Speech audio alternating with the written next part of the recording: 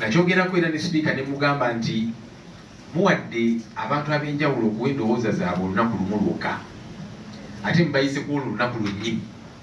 Ekyo tekisoboka, tukiwa obudde, tewali kisiriira, tewali kyetaagisa kutuddusa misinde, obudde tubulina, eno si emergency. Era netugamba nokugamba nti abantu bano bulijjo wabeerawo ebigwa bitalaze, amataba nga gayodde abantu, ettaka ligwiridde, abantu ebudduuda, ekalangala, ensoke z'abalumba ne bafiirwa ebyabwe, ne kaakano gavumenti natuusaayo buyambi. Tugambe ebyo birina okubeerako sipiidi ey'ekitalo ennyo. Ebyo tebalina na kusooka kujja mu paalamenti, mugende muyambe abantu abo. Ng'ensonga ezo tetunazoogerako ababaka mu bitundu ebyenjawulo nti ewaffe ekibambuliro kyagudde wano, kino kyabaddewo, gavumenti dduka misinde. Naye ku nsonga enkulu tebajja kudduka misinde, ku kino ekyokunyigiriza bannansi ate badduka misinde. Olunaku olwali twafunye information nti ne committee report, majority committee report, nayo teyayise mu mitendera gy'erina okuyitamu, kubanga bannaffe babadde ku woteeri nga bawayamu ku nsonga ez'enjawulo, clauses ez'enjawulo naki, aba NRM ne babayita okugenda Entebbe State House, era n'ababadde nga bali mu meeting nga bagamba nedda etteeka lino likyamu, bagenze eri bagenze okuvaayo nga byakyuse. Naye ate bannaffe bano olwavudde Entebbe State House tebazzeeyo gye babadde bateeseza ripooti yaabwe. Kitegeeza ripooti tebagimaliriza bulungi ng'akakiiko. Naye tuwulira babayise ku makya nti ripooti yino mujje musayininge. Eyo ripooti yavuddewa era bagiteesezzaako wa ku State House, ani yagiwandiise? Kubanga babadde mu komiti, process teyaweddi. Era bannaabwe ne babagamba kale mugende mu kuba simitingi yammwe, tujja kubalinda. Babalinze tebalabiseeko. Naye ku makya nga babagamba ripooti yino eri wano mujje musayininge, nga beebuuza ripooti eyo yavuddewa. Tuzeemu nate era tudola twagambye tugende mu house makya ga leero. Nenzijjukiza sipiika nti watugamba ng'ensonga eno tugyogeddeko wano, obudde obwebuuza ku bantu ab'enjawulo tebukozeseddwa. Abantu bano tebaweereddwa chance ab'enjawulo, ebibiina by'ebyobufuzi, Uganda Law Society n'abalala abasinga ebbaluwa bazifuna ku makya ssaawa 2 jangu ssaawa 3 otuwe endowooza zo. Ate togenda olina kusukka lunaku lwa leero. Lwaki? Era nga tusuubira nti sipiika oba oli awo ayinza okuswalamuko agambe kale tuyogereko ku budde kubanga tewali kyakupapa nti tubapya. Naye naga nti tulinde ku stage eddako, bills committee stage, ensonga ezo muzireete. Tugamba nedda, tetuyinza kulinda bills committee stage kubanga wootuukira eyo toyinza kudda amabega nti ate kaakati tudde mu consultations. Ekyo oba okikola wano mu ntandikwa. Mwalabye ne government chief whip Hamson Obuwa Mutumbi nga bavudde State House n'agamba nti ffe tusazeewo etteeka lino, amateeka gano abiri gombi tugenda gayisanga bwe gali. Ekitegeeza nti mwali mwebuzaabuza okulireeta mu paalamenti ligende mu komiti n'okuwandiikira abantu ab'enjawulo amabaluwa bajje bawe endowooza zaabwe. Kubanga bwe gavumenti chief whip, gavumenti yaleeta etteeka li naddala erya UPDF, bw'ovaayo n'ogamba nti ffe tugenda diyisanga bwe liri. Lwaki temwagamba mukama wammwe Mwai Museveni ayise degree? Ida minda dada yayisanga zi degrees. Tikino kyensazeewo liteeka. Muleme kubuuzabuza abantu nti mulireese ono mu paalamenti n'ebirala. Kubanga amateeka amalala gayisiddwa naago ge tuwakanya nga tugeetabamu. Lwaki? Kubanga waakiri wabeerawo process etuwayo endowooza zaffe, abantu ab'enjawulo ne bajja ne bawa endowooza zaabwe naki. Ate nno baalikoze ekyo singa babaddemu akensi oba n'okutegeera nti kale waakiri abantu bano newankubadde tulina kye twagala okukola tubawe chance bawe endowooza zaabwe. Naye ebyo nga tebaagala biwulira, badduka speedi. So kwe kusalawo tufulume tubalekere ebiteeka byabwe bimenya amateeka. Netugamba tugenda kwetaba mu process ekola ekikyamu kubanga consultations tezikoleddwa. Supreme Court yawa ebiragiro byayo, ate ebiragiro bya Supreme Court mulimu kubifuula ekimenya ssemateeka yaffe akawaayiro 92. Netugamba nedda yo process eno ey'obumenyi bw'amateeka ffe tetujja kugyetabamu. Oba oli awo singa waakiri bateekawo process yaba ne babebuuzaako kugamba ne bagezaako okulaga nti kale newankubadde tetukkaanya nammwe naye endowooza zammwe muzireete. Ekyo tebakikola, kwe kufuluma. Mu kufuluma tusazeewo nti tugenda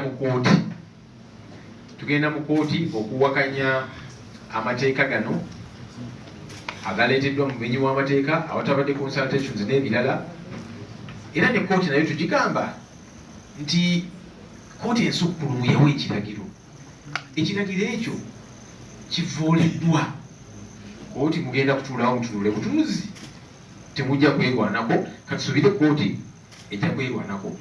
Weewaawo tukimanyi nti waliwo abantu ab'enjawulo NGOs n'abantu abalala ebitongole eb'enjawulo nabo abalaze nti bayinza okwagala okugenda mu kooti nabo tujja kukwatagana nabo era ensonga eno omu nabo bonna abaagala okugenda mu kooti tukwatagane nabo tugende mu kooti ku nsonga zino.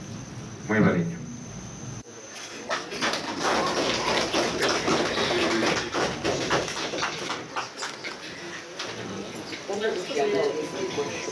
Thank you, Leader of Opposition, for that brief statement. We're going to have a few questions. I think we shall mix English and Uganda. Yes, please. Thank you.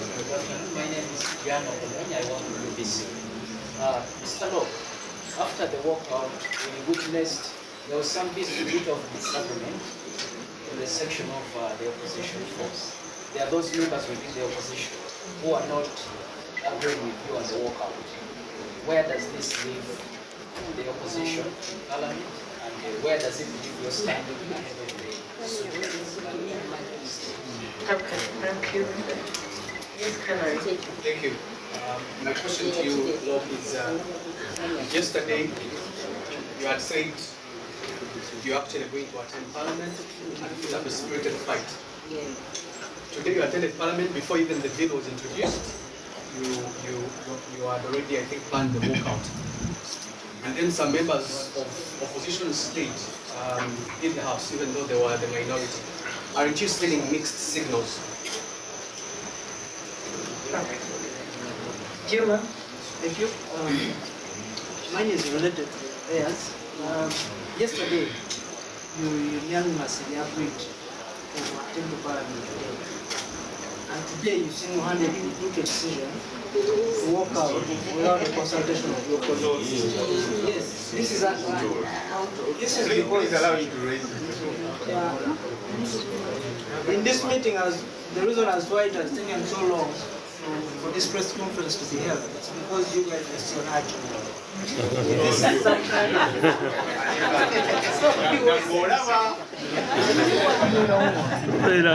some kind of disrespect. Thank you, Juma. Thank you, Rob. I'm Ramson here from Incase. You are talking of the bill not having consultations, but then you're talking about the group trying to formulate a minority report. That a minority report supposed to be brought from the presentations and views presented. Now that there was no enough consultations, what report were you working on?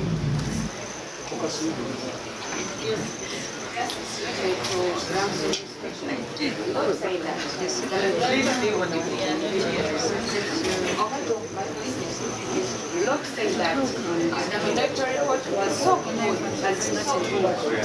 So why Let's be Lord said that the minority report was so good. So why didn't you wait for the minority report to be presented first, then you storm out and avoid the process? My question is, don't you think that at one point maybe Ugandans might be disappointed because there are some clauses? Yes, you may not fight the whole bill, but maybe you would fight some clauses in those bills and would save Ugandans, like the section where they were talking about appealing, which is very harsh. one final one. Look, Ugandans have appreciated by the time they were following as you walked out. But some are still thinking, the voters down there, that you have hurriedly walked out because their belief was at least you first bat around and say something, though you don't have the quorum, though you don't have the numbers, but you hurriedly walked out and they are surprised to hear that you're heading to court. They are surprised. From his life. That's my crazy one.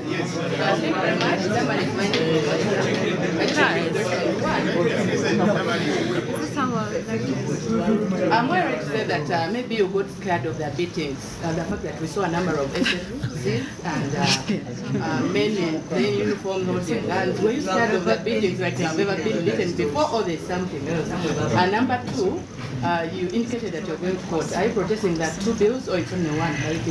Just carry it on that. Any question in Uganda? Nze nzuna w'Oluganda. Let's first go with those. Let's look for the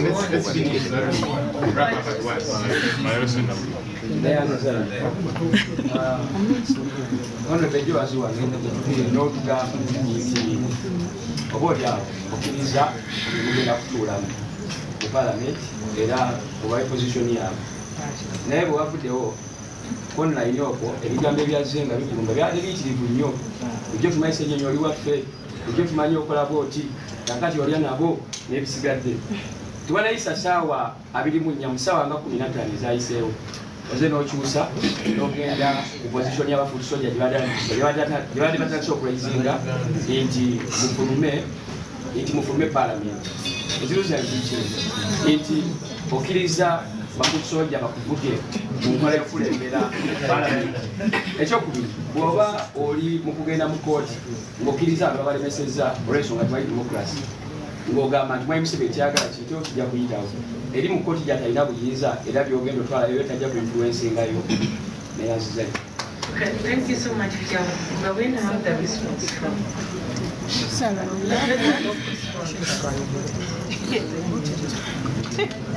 Thank you.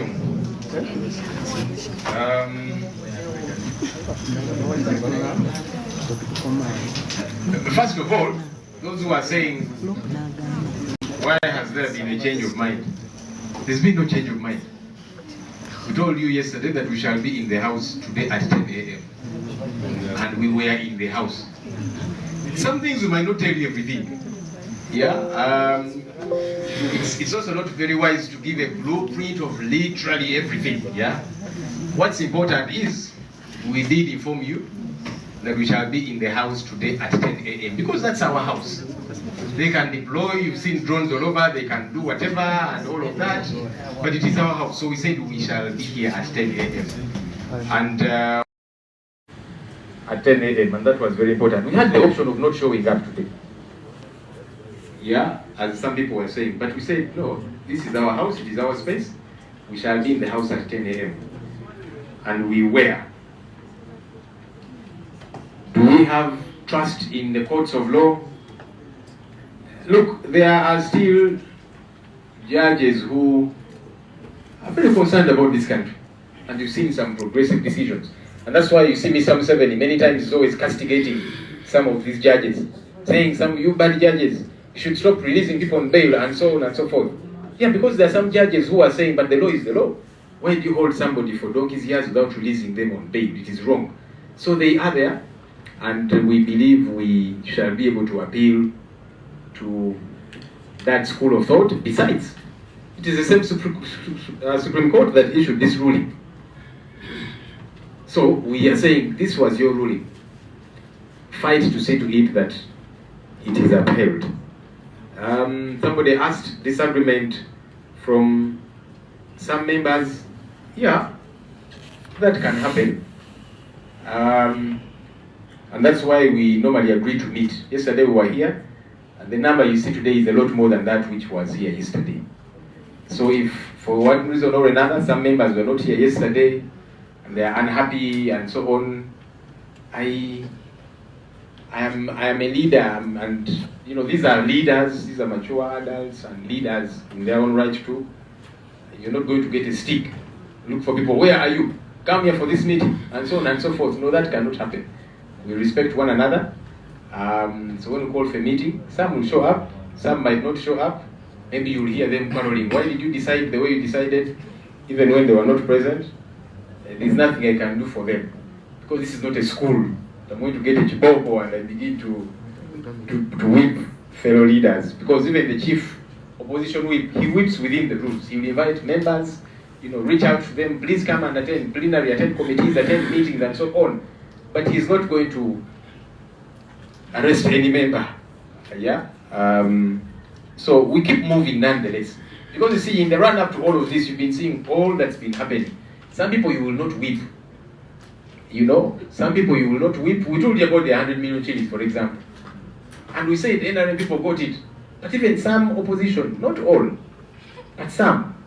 How am I going to whip those people who were paid to frustrate this process and to make sure the bill passes as is? But you do what you have got to do. Because ultimately, we are accountable to the people of Uganda.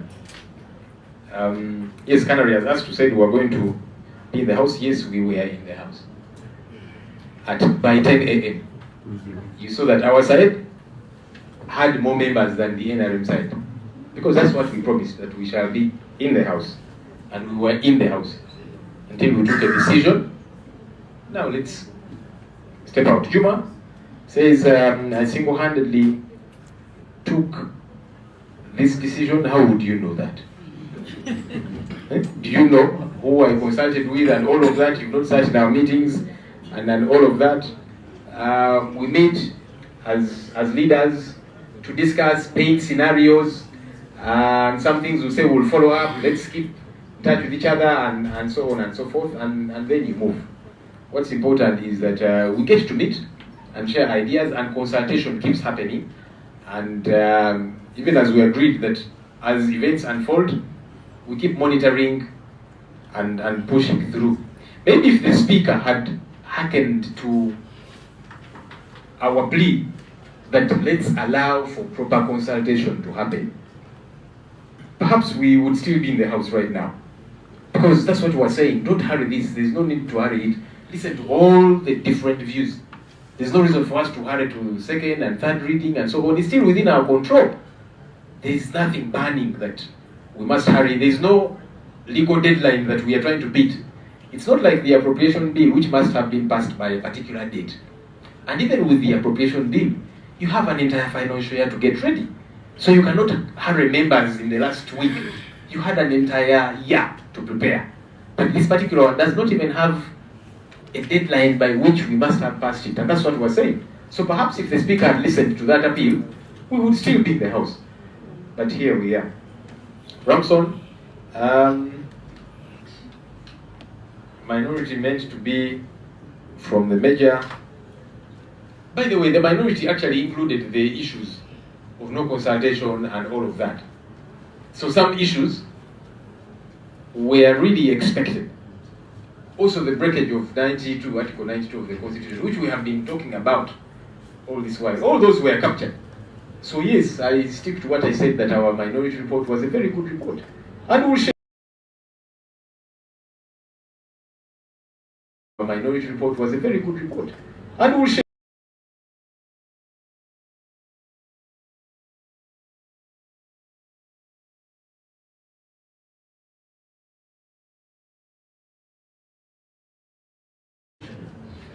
Minority report was a good one.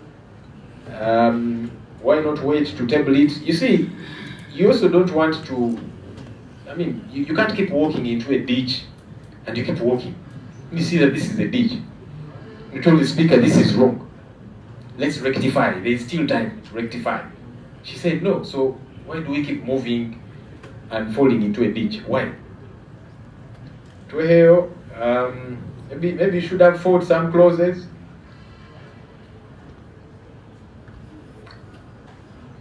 Did you see space for that to happen? Because we are talking about no consultation having happened.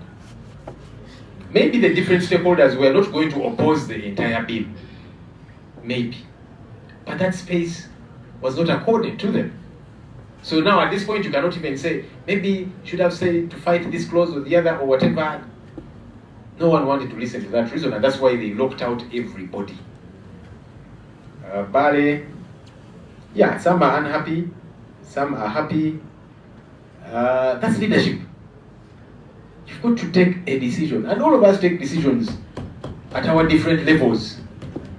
You know, when you wake up as a journalist, you go to work, you take some decisions. Some people will be happy with them, but you've got to take a decision and stand by it. After years considering many options, painting different scenarios, consultations here and there, and then you take a decision. By the way, whatever decision you take as a leader will impress some and it will annoy some. But once you are sure as a leader that this is the right decision, you have bounced it off a few people here and there. You move. Because indecision is worse than even a bad decision. When you remain undecided, it's problematic. So you take a decision. Some will be happy, some will be unhappy, but that's leadership. Dabadini, did you get scared of the beatings and that's why you moved out of parliament? But you see, even here where we are, if they want to come and beat us from here, they can come. By the way, the most protected part of this building is the chambers. That's the most sacrosanct part of this building, which you don't expect anyone to just walk in anyhow. But they have raided it severally. You know, so even here where we are seated, they can still come.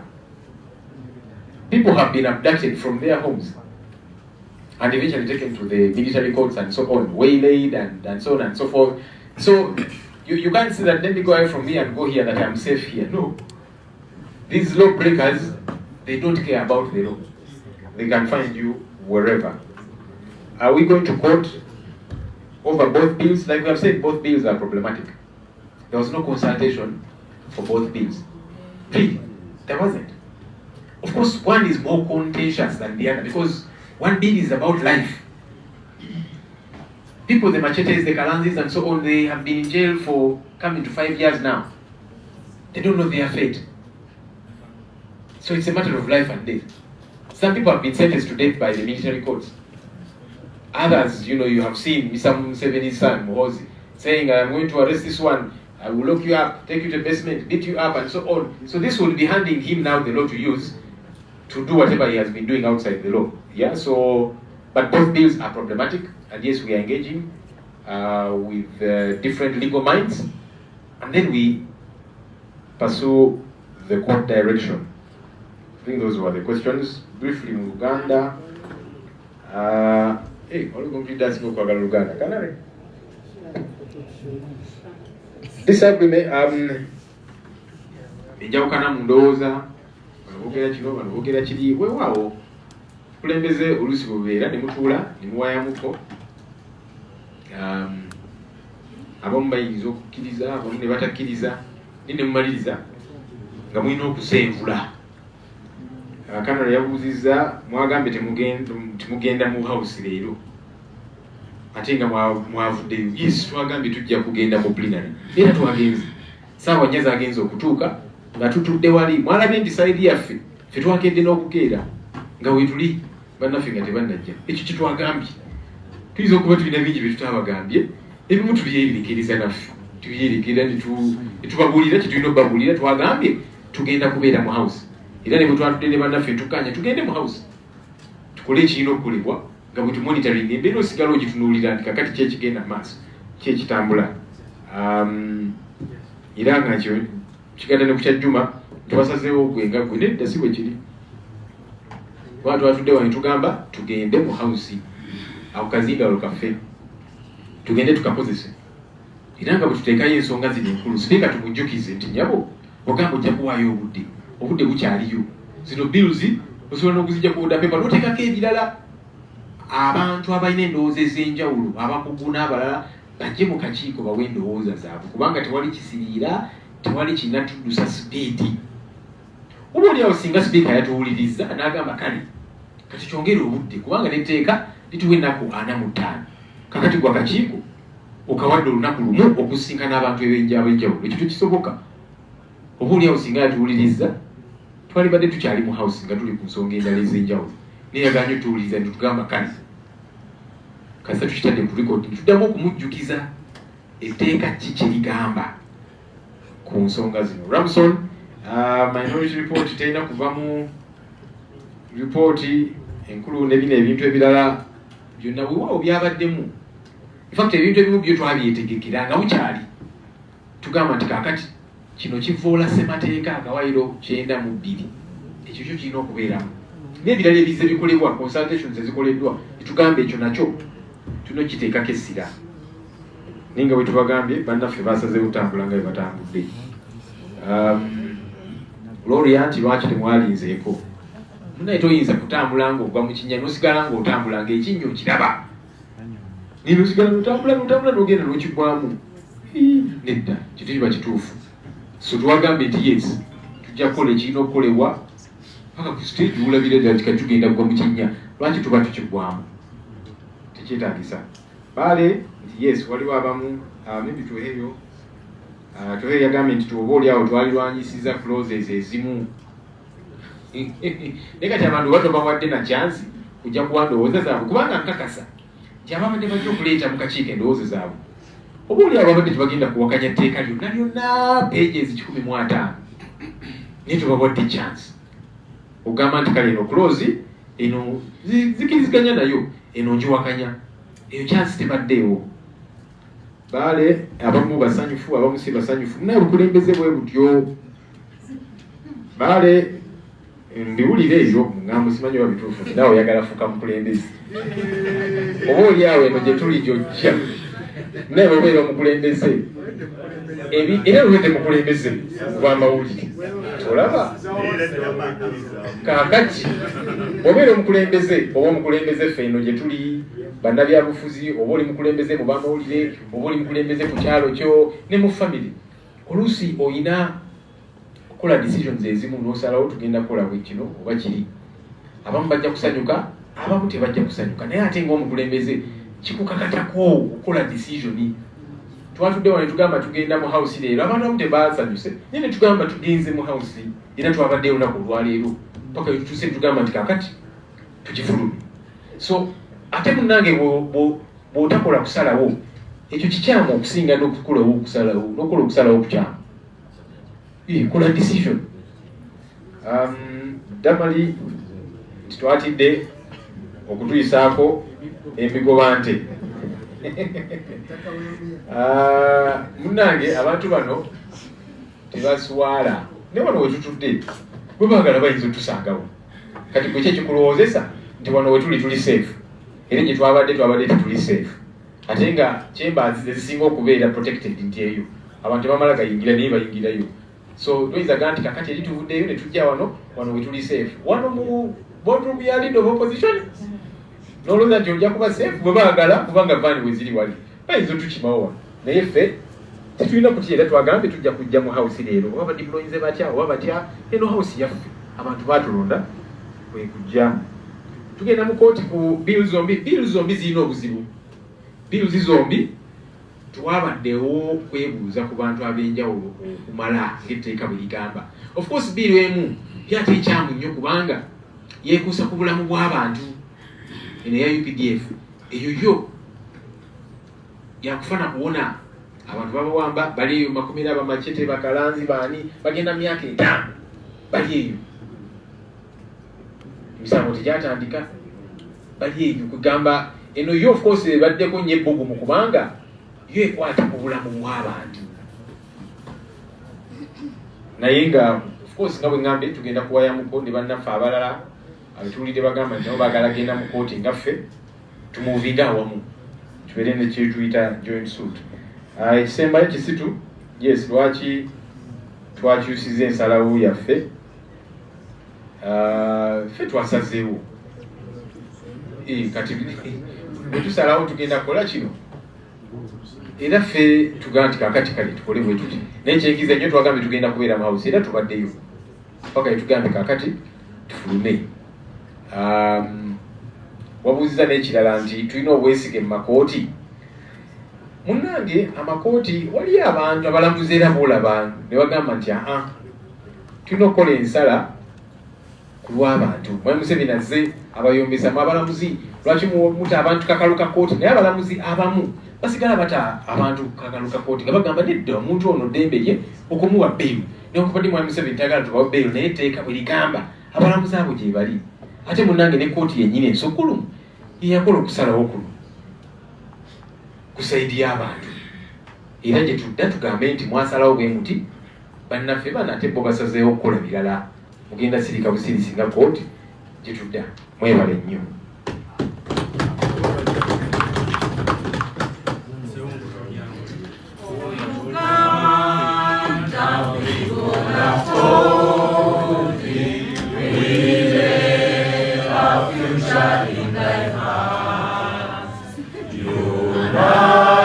United, free for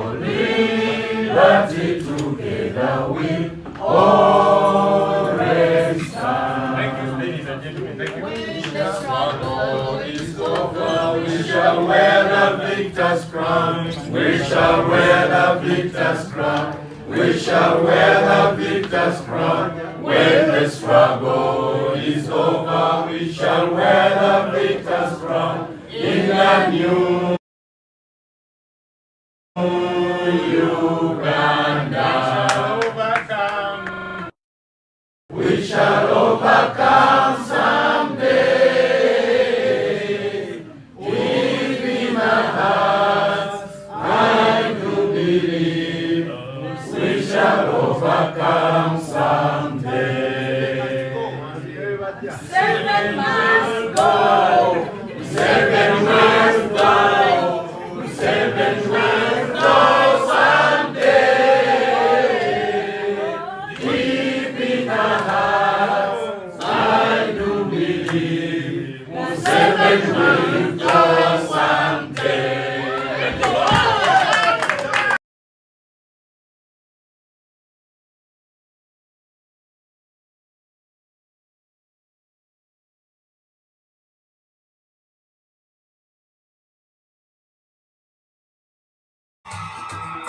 Hey.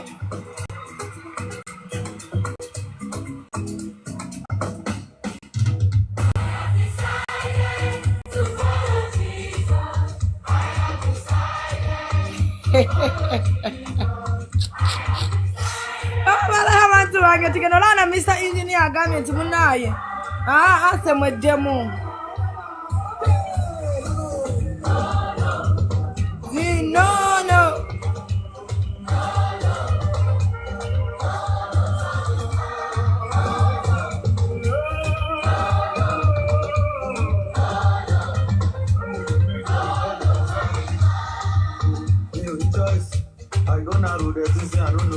Ojja kukkiriza Napoleon, tell us the title of anthem. No turning back, my friends. No turning back. Napoleon ojja kukkiriza.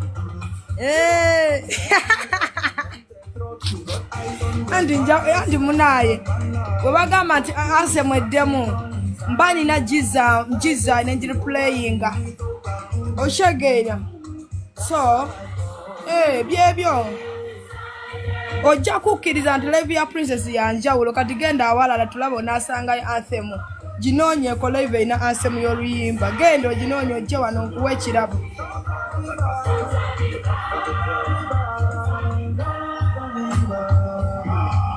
no. Hey. Wama Mr. Mubiru aginoonyeeko ajje muwe ekirabo ngusimbyako sene noonya live erina oluyimba lwa anthem ogireti amasanyaze gonna gali wano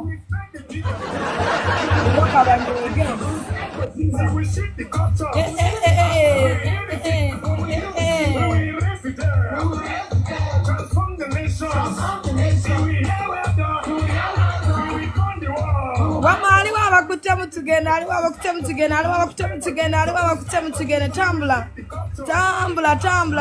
tambula we raise the dead transform the nation hey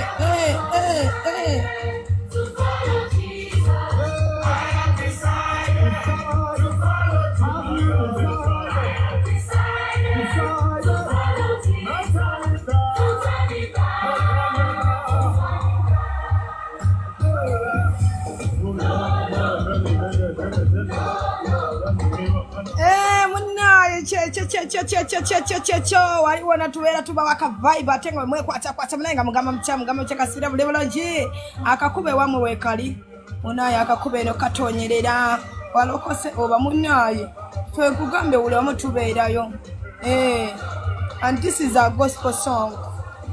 This song even we used to sing it in the primaries.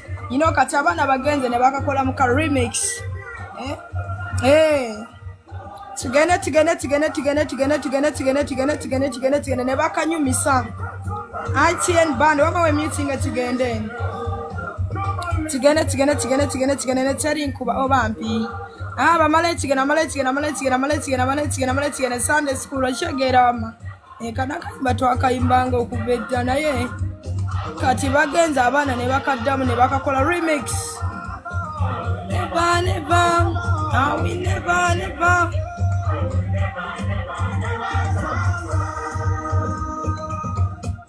Hey.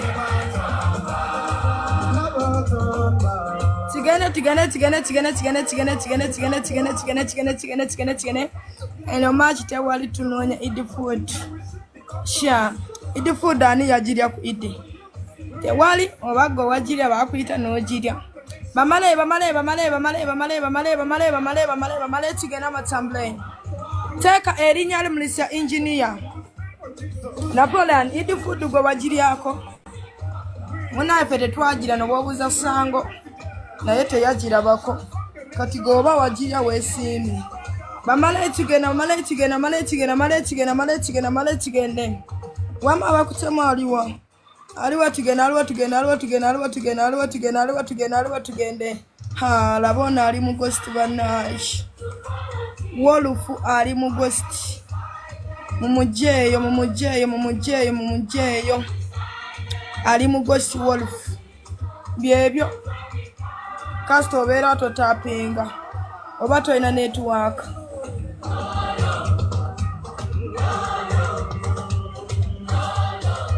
Omulala tula together.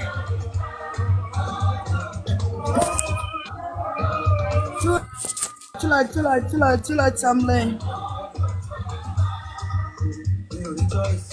Tula chamle. Aliwa gotuleta. Bawen. Bawe tigene about. Aliwa tamle. Aliwa tambule towera bila. Nsigaza list ya Eddie. Ezo list kati zensigazaawo. Zoka pin. I have decided. Bawe tigende. Tabla tigende. No. Never come back. It's already too late. It won't make sense. Male tigene. Omega, thank you. Thank you very much. Male tigende. Male ya gwabichi temuli mukutapinga guys. Day Swift, you tap. Tap.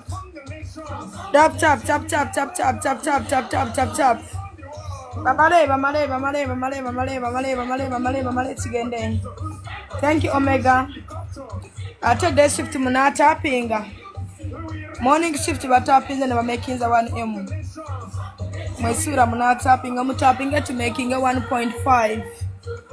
1.5 day shift. Let's go. Make sure you're tapping to call 1.5.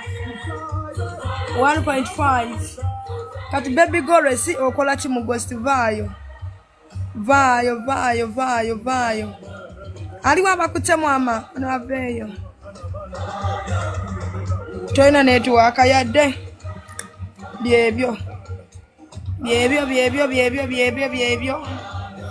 Aliwa mulala tugende. Amwise Justin na Bukenya. Ogambo te Justin na Bukenya. Wale tuwemu.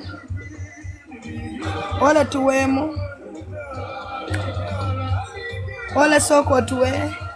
Good, thank you. Omlatulayo. Melinda. Gamba to mchala Melinda.